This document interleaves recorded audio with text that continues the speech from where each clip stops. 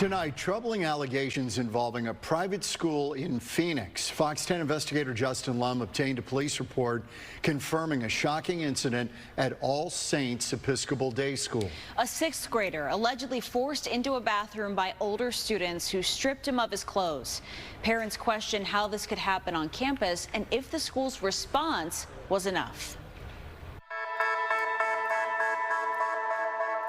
The campus is pristine. A 15-acre property for a little more than 500 students in pre-kindergarten through 8th grade. Established in 1963 and located in Phoenix near Maryland and Central Avenues, All Saints Episcopal Day School boasts academic excellence, character cultivation, and community. The annual tuition, nearly $25,000. But parents say that price doesn't mean students are immune to bad behavior. Is there a bullying problem school-wide at All Saints? Speaking to other parents, from hearing about things that have been reported to the leadership, from the occurrences that have happened at school, it seems pretty obvious there is an issue of bullying at the school. This mom has since withdrawn her children from All Saints for multiple reasons, including her concerns about bullying. We'll call her Jane as she wants to remain anonymous. She's not related to the students involved in the incidents investigated by Phoenix PD. Here's what we know after obtaining the police report from February 24th of this year. Officers initially responded to a call for sexual abuse of a juvenile. The report says a 6th grade boy reported being taken into a bathroom unwillingly by other boys who removed his clothes, leaving him in his underwear on February 13th and February 20th. The head of All Saints, Dr. Emma Whitman, showed officers videos from security cameras in the hallway capturing multiple students physically moving the boy to the bathroom in both incidents. The 3 suspects were 14 at the time and in 8th grade. So the interesting thing is, Justin, I know that information of what happened because you have just told me. According to police, the victim's teacher did not think this was a serious issue when the student came forward on Thursday, February 20th, and the head of the school didn't find out until the next day.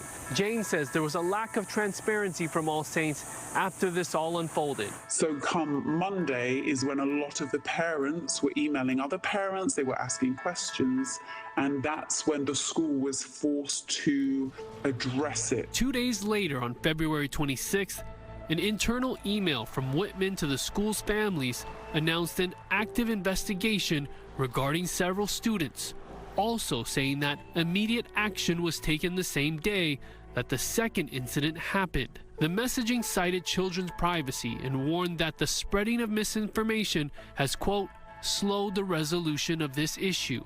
Jane says requests for a school community meeting on bullying concerns was shut down. Why are you not willing to address the parent community as a whole? Surely it's time saving because a lot of us have the same questions. So therefore you can just answer us all in one go rather than doing it one by one by one.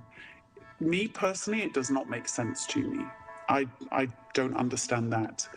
But the open communication just isn't there. Youth mental health advocate Katie McPherson has spent 25 years on high school and middle school campuses studying how bullying has evolved firsthand. She advocated for families of victims impacted by teen violence in the East Valley. Whatever was reported was most likely underreported.